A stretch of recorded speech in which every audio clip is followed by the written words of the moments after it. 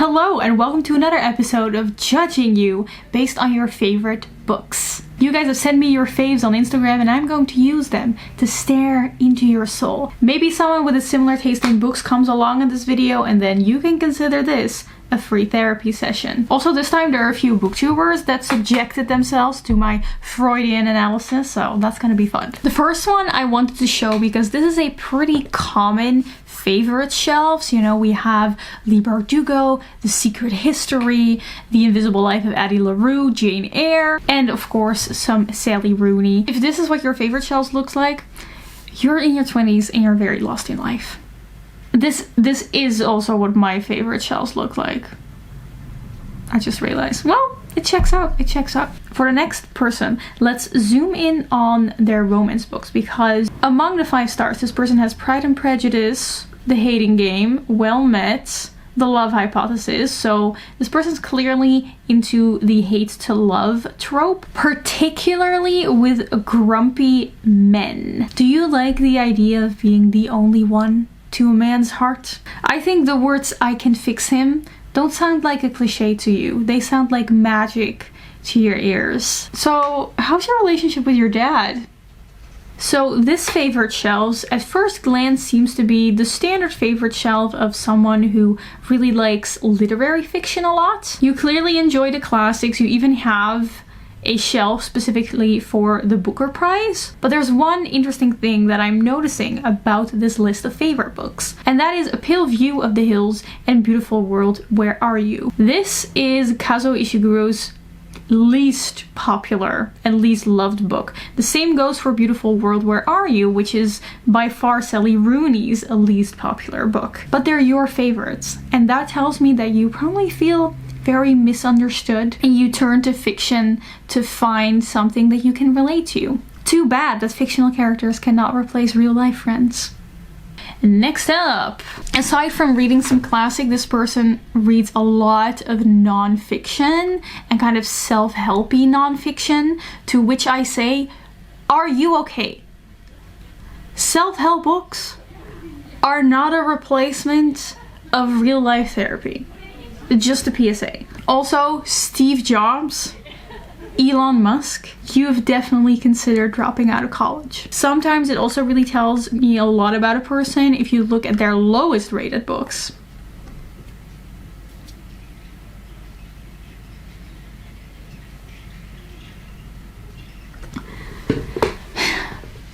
Please stop investing into crypto. You are getting scammed. The next person had a shelf for their physical TBR, which is super neat and short. Only 13 books that you own that you haven't read yet. That's an achievement. However, why are you buying entire series at once? Find yourself a partner that trusts you as much as this person trusts their ability to finish a series. Your horribly and utterly bad shelf includes Mariana Zapata, Colleen Hoover, and Penelope Douglas, aka the holy trinity of TikTok romance authors. We have to keep this in mind because this is going to become relevant later. Let's look at your favorites then. We've got some standard early books like The Hunger Games, Perks of Being a Wallflower, The Lightning Thief. When I see these books on someone's favorite lists, I know that they had no friends in middle school. And I'm sure that you desperately wanted one of those Hunger Games Percy Jackson Harry Potter tattoos that were all over Tumblr. And I'm going to guess that Narnia and Inkheart are also some old favorites. So I think you have been searching for a book that gives you the same feeling as these old favorites for years. But there's just nothing that hits the way that your old favorites do. And you wonder, have books gotten worse?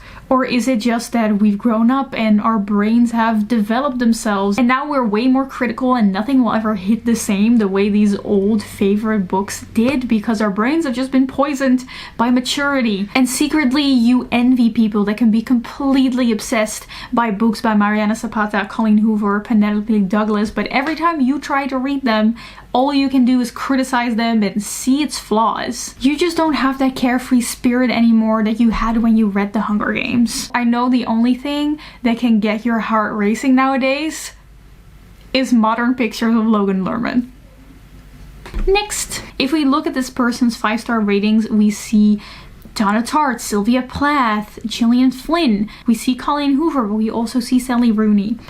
And this I like, because sometimes it seems like the internet, especially book TikTok, is split into two camps. On the one hand, we have our Sylvia Plath, Sally Rooney stans that will look down on you for not reading enough classics and not smoking enough cigarettes. And then on the other hand, we have our Colleen Hoover stans that will comment it's not that deep on any video that tries to do something slightly more than just surface level analysis. But this person's 5-star book list shows that that dichotomy is an illusion. You are both a Sally Rooney, Sylvia Plath girly and a Colleen Hoover girly. People contain multitudes. You probably read whatever you want and you don't care about what other people think of you based on the books that you read. And I love that for you. Unlike our next person. Okay, so first off, this person has a list of 5-star books. There's 12 books on them. You've read almost 250 books and only 12 of those have gotten 5 stars. You are hard to please.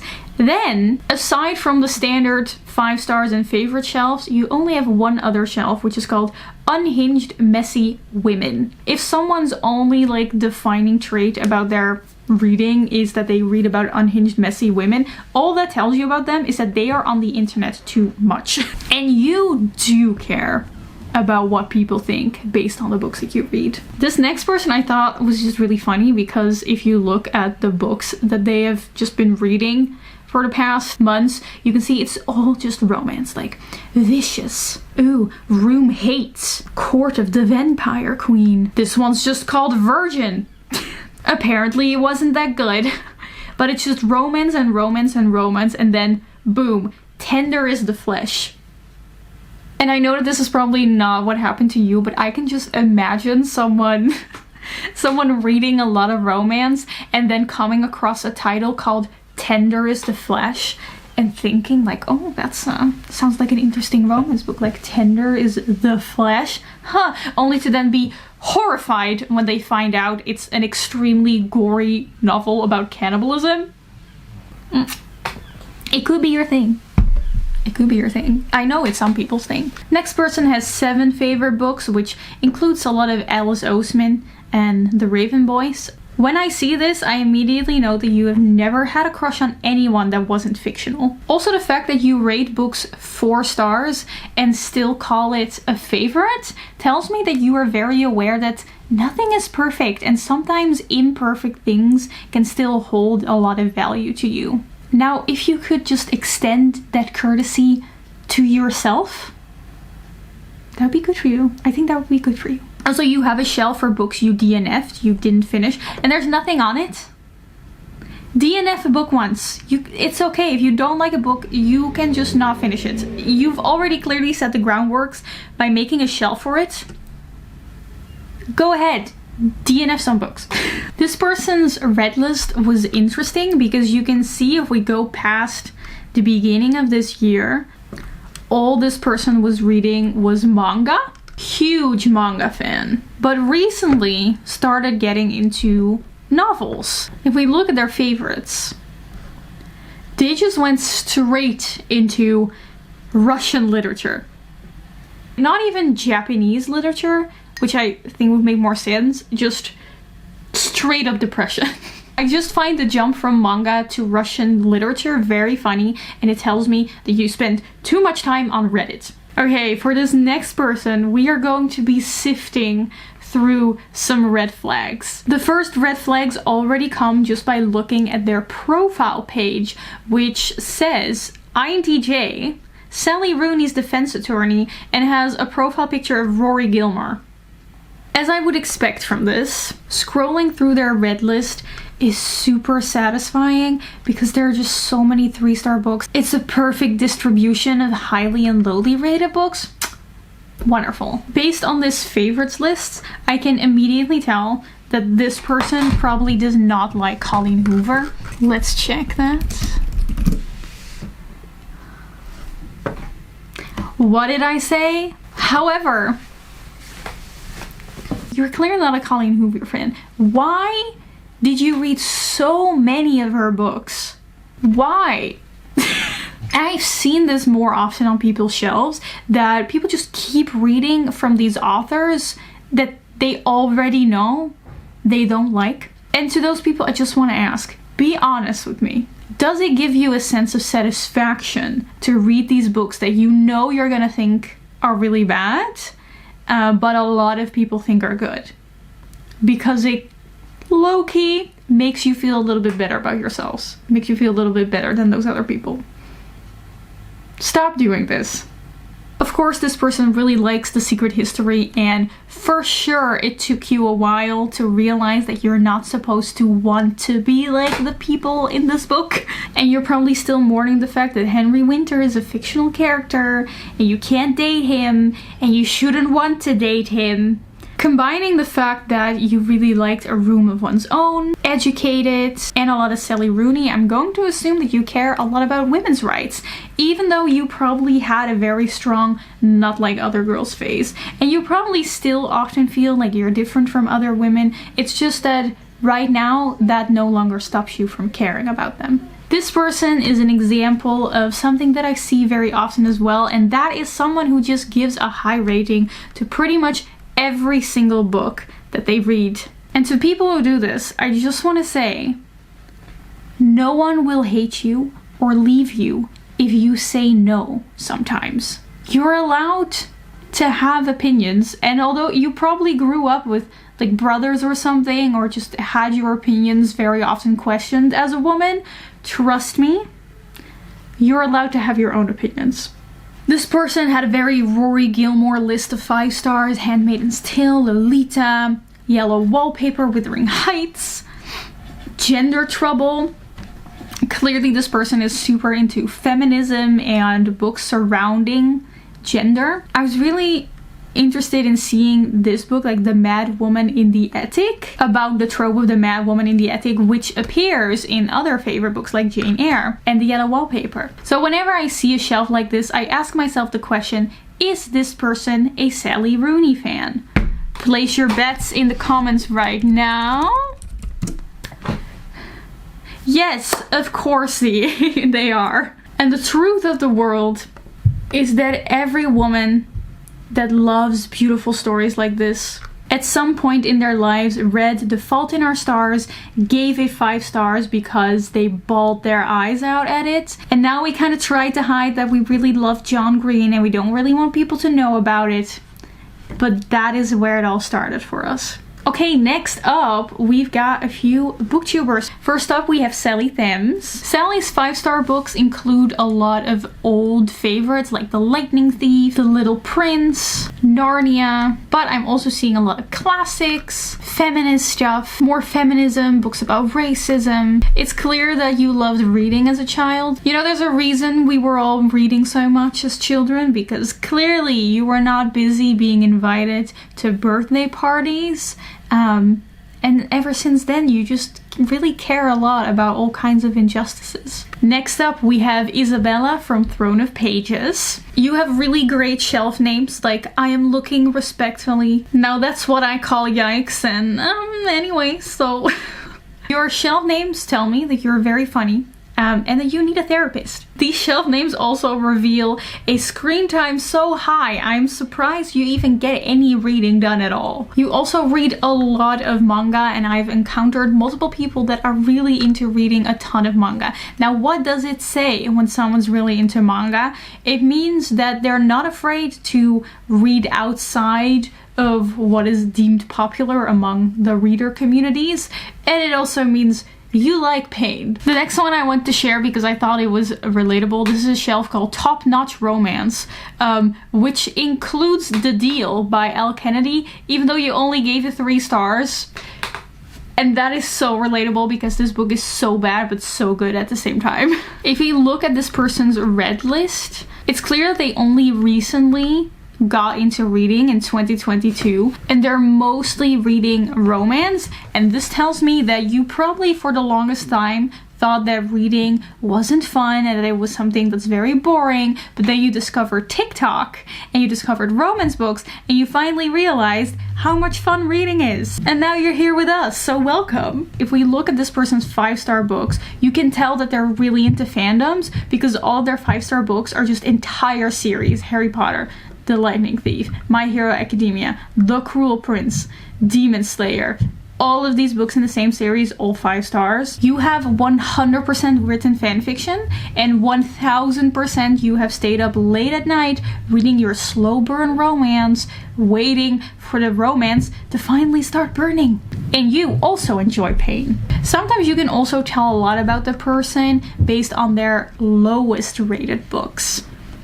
Right here in their lowest rated books, we see The Love Hypothesis, Gillian Flynn, The XX Normal People. So this person probably took recommendations from TikTok and ended up reading books that they really didn't enjoy that much. If we look at this person's highest rating, it's clear that they really have their own personal taste in books and they really know what they like. So this is just your PSA to not read books just because they are popular. You're probably just gonna end up being very disappointed. If you know your taste, you know your taste, and stick to that. The next one I really don't have anything interesting to say about. I just wanted to share it because this person only has one favorite book. Again, place your bets in the comments which book you think it is. It's The Princess Bride, as she deserves. Look at how these shelves. This person is so organized that they created a shelf dedicated to books about being organized. Based on your favorite shelves, you like to cry, probably. You are such a control freak. You want to organize everything in your life. You suppress your feelings, and as a result, books are the only thing that can make you feel anything.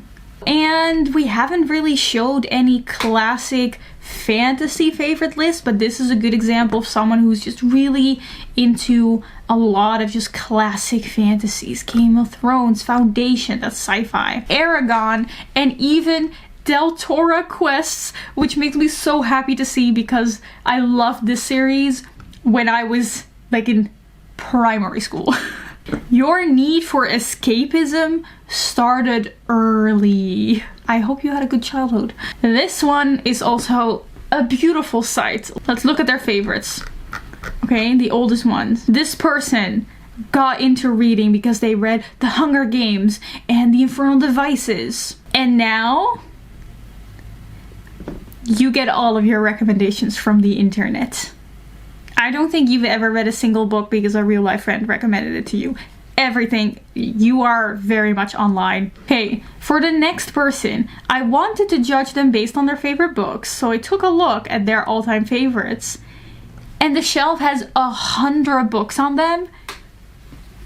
You've read over 500 books. And 100 of those are your favorites. So if we do the little quick maths in our head, that means that 1 in 5 books, almost 1 in 5 books that you read, end up being a favorite.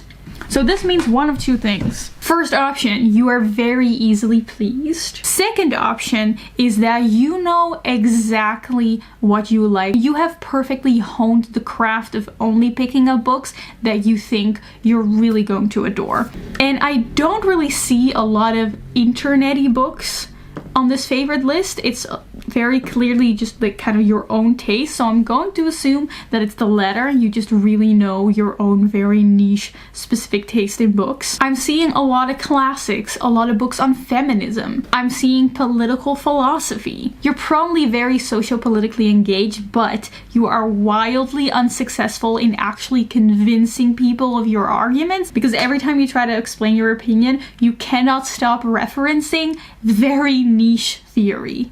And then we have our question, is this person a Sally Rooney fan? Place your bets in the comments. Of course they are. I'm gonna guess that your favorite one from Sally Rooney is Beautiful World, Where Are You? Solely because you wish you also had a friend that you can exchange letters with, where you lament the state of the world. Now, you are a very special brand of Sally Rooney fans, okay? Because Sally Rooney fans come in two flavors. There's Sally Rooney fans, and then there's this kind of Sally Rooney fans. Any fan of Sally Rooney's whose shelves look somewhat like this isn't just a fan of her stories. You are a fan of Sally Rooney herself. You wish that you were born in Ireland 10 years ago just so that you could go to college with Sally Rooney and be her friend. Next favorite list is another person who is very much also in kind of like the classic fantasy Graceling, Aragon, Tolkien. You're someone who's very much into fantasy, world building, just escaping. You're probably not very in touch with your emotions. However, then you read a poem on Instagram once, and since that moment you have decided that you are into poetry. And for our last one, I just wanted to show this. People who have a favorite shelves and order their favorite shelves scare me. How can you... I would not be able to choose among my favorite books and like rank them from high to low. I'm seeing a lot of witchy and graveyardy magical spooky books. You live in a big city, but you wish that you just lived in a cabin in the woods. A haunted cabin in the woods. Actually, no. You wish you were someone to haunt other people in a cabin in the woods. Just so you know, I don't mean the things that I say. You know, if you ever want to psychoanalyze me based on the books I read, check out my other videos, subscribe to the channel, and hang out with me more often because I talk about what I think of books on this channel all the time. So I'm ready to be judged by everyone. Go ahead. Thank you so much for hanging out with me. I even forgot to welcome the new people. If you're new here, welcome. I'm really glad that you're here. I really hope that anyone who watched this video had a great time. I hope you have a wonderful day or week or month, and I'm just gonna say goodbye, and I will see you in another video next week. Goodbye.